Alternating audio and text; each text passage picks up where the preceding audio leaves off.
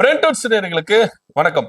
NDA கூட்டணியில ஒரு அதிரடியும் திருப்பமும் நடந்திருக்கு. பாஜகவுக்கு 27 சீட்டு, அன்புமணிக்கு 18 சீட்டு, டிடிவி தினகரனுக்கு 11 சீட்டு அப்படின்னு எடப்பாடி பழனிசாமி டிக்ளேர் பண்ணிருக்காரு. இன்னைக்கு நைட்டுக்குள்ள பல கட்சிகளுக்கு நாங்க என்ன பண்ணுவோம், சீட்டு பிரிச்சு கொடுத்துட்டு ஒரு இறுதி வடிவத்துக்கு வந்துருவோம் அப்படின்னு சொல்லியிருக்காரு. இதுல இன்னொரு சுவாரஸ்யமான விஷயம் என்னன்னா, கடந்த தேர்தலில் பாஜகவுக்கு 20 சீட்டு ஒதுக்கினாங்க. இந்த தேர்தலில் 27 சீட்டு ஒதுக்கி இருக்காங்க. 7 சீட்டு கூடுதலா ஒதுக்கி இருக்காங்க. பாமக கடந்த தேர்தலில் 23 சீட்ல இருந்தாங்க.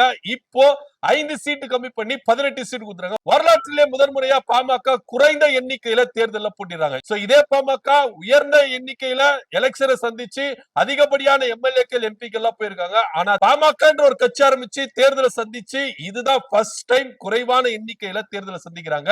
ஐயா ராமதாஸ் அவர்கள் இருந்தா இந்த நிலைமைக்கு இருக்காது அப்படின்னு ஒரு கருத்து முன்வைக்கப்படுது. யாரு எப்படின்னா போகப்பா, என் கனவு நினைவாச்சு, நான் 11 சீட்டு நிக்கிறேன். ஏன்னா அம்மா மக்கள் முன்னேற்ற கழகத்துக்கு 9 சீட்டு தான் ஒதுக்கப்படும் அப்படின்னு பேசப்பட்டிருந்தது. இப்ப அவருக்கு 11 சீட்டு கொடுத்திருக்கிறாங்க. ஆக மொத்த என்டிஏ கூட்டணியில ஆல்மோஸ்ட் எல்லாம் இறுதி ஆயிடுச்சு. இவங்க எல்லாம் ஜெயிச்சு கூட்டணி ஆட்சி அமைக்க போறாங்களா, இல்ல எடப்பாடி பழனிசாமி சொல்ற மாதிரி தனித்து ஆட்சி பிடிக்க போறாங்களா? இதை பத்தியோட கருத்து நடவடிக்கையில கமெண்ட் பண்ணுங்க. நன்றி, வணக்கம்.